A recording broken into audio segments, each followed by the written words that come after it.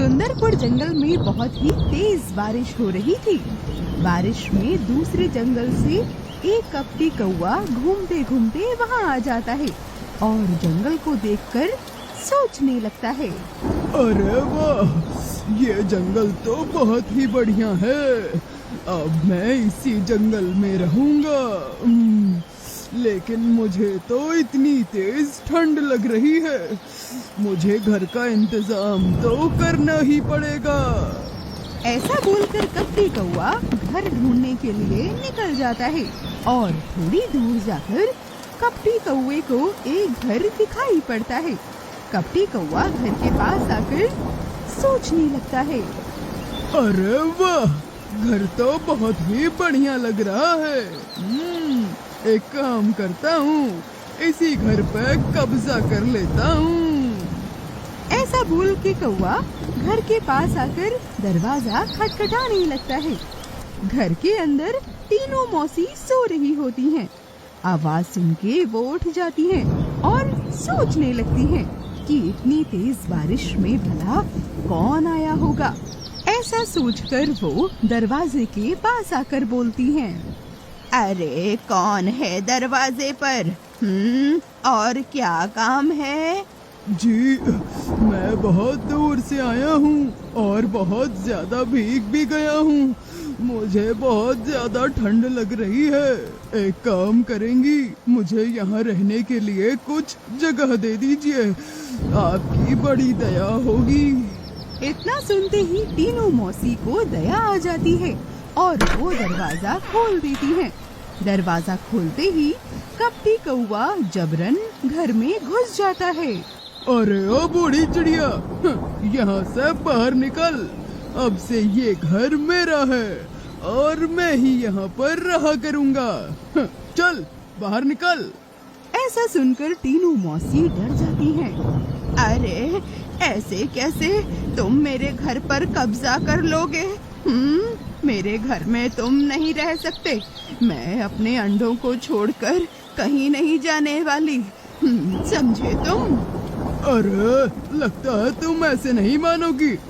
तुम्हें मजा चखाना पड़ेगा। रुको। ऐसा बोलकर कपटी कौवा तीनों मौसी पर हमला कर देता है। कपटी कौवा वाकई बड़ा ताकतवर था। वो तीनों मौसी को घायल कर देता है। बेचारी तीनों मौसी बहुत डर जाती हैं और घर छोड़कर जंगल में चली जाती हैं। वहीं कालू कौवा सारे अंडे खा जाता है और वहीं जबरदस्ती रहने लगता है। वहीं अब सुबह हो जाती है और बारिश धीरे धीरे रुक जाती है। कालू कौवा जब घर से बाहर आता है तो मौसम देखकर कहता है, अरे वाह, मौसम तो बड़ा सुहावना हो गया है। चलो जंगल की सैर करके आता हूँ। कपटी कौवा जंगल में घूमने के लिए निकल जाता है। वहीं दूसरी ओर पास में एक मोनू नाम की चिड़िया रहती थी। मोनू ने हाल ही में अपने अंडे दिए थे। वो बेचारी अपने अंडों का बहुत अच्छे से ख्याल रखती थी। मोनू अपने घर के बाहर खाना खा रही थी। वहीं वो कपटी कौवा घूमते घूमते वहाँ पर आ जाता है और दूर से सब कुछ देखने लगता है। लगता है कि ये घर इसी चिड़िया का है। जरूर इसके घर में कुछ न कुछ खाने के लिए तो जरूर होगा। ऐसा बोलकर कपटी कौवा मोनू के पास आ जाता है। अरे तुम कौन हो और मेरे घर पर क्यों आए हो? अरे चिड़िया, जरा मुझे अपना घर तो दिखाना। वो क्या है ना कि मुझे बहुत भूख लगी है। जल्दी से बताओ कि तुम्हारे पास क्या क्या है। नहीं, मैं तुम्हें अपना घर नहीं देखने दूंगी। चलो यहाँ से दफा हो, वरना तुम्हारे साथ बहुत बुरा होगा। चलो अब निकलो यहाँ से। ऐसा सुनकर कौवा जोर जोर से हंसने लगता है। अरे तुम भला नन्ही सी चिड़िया मेरा क्या बिगाड़ लोगी? रुको, मैं ही तुम्हें मजा चखाता हूँ। कपटी कौवा ऐसा बोलकर मोनू पर हमला कर देता है और मोनू को चोंच मारकर घायल कर देता है। मोनू बेचारी अपनी जान बचाकर वहाँ से चली जाती है। कपटी कौवा घर में घुस जाता है और सारे अंडे खाकर वहाँ से चलता बनता है। रानू बेचारी दूर एक पेड़ पर बैठकर रो रही होती है। इतने में वहाँ पर टीनू मौसी आ जाती हैं। अरे मोनू, तुम्हारा ये हाल किसने किया? और तुम रो क्यों रही हो? मोनू के साथ जो कुछ भी हुआ था वो सब कुछ बताने लगती है और जोर जोर से रोने लगती है। उस कलमोहे ने मेरे अंडे भी खा लिए थे और मेरे घर पर कब्जा करके बैठा है। इसी तरह चलता रहा तो वो सारे पक्षियों के अंडे खा जाएगा। हो ना हो हमें जल्दी ही कुछ करना पड़ेगा। लेकिन हम कुछ नहीं कर सकते, वो कपटी कौवा बहुत ताकतवर है, हम उसका मुकाबला नहीं कर पाएंगे टीनू मौसी। इस मुसीबत का सामना करने के लिए हमें अपने दोस्तों की मदद लेनी होगी। एकता में बहुत बल होता है, यकीन करो हम सब मिलकर उसे जरूर सबक सिखाएंगे। अब उस कपटी कौवे को सबक सिखाने के लिए टीनू मौसी और मोनू अपने सभी पक्षियों की आपातकालीन मीटिंग बुलाते हैं। अरे दोस्तों सुनो, वो दुष्ट कपटी कौवा मेरे और मोनू के सारे अंडे खा गया और तो और मेरे घर पर कब्जा करके भी बैठा है। हमने उस कपटी कौवे को सबक सिखाने के लिए ही ये मीटिंग बुलाई है। हमें कोई योजना बनानी होगी।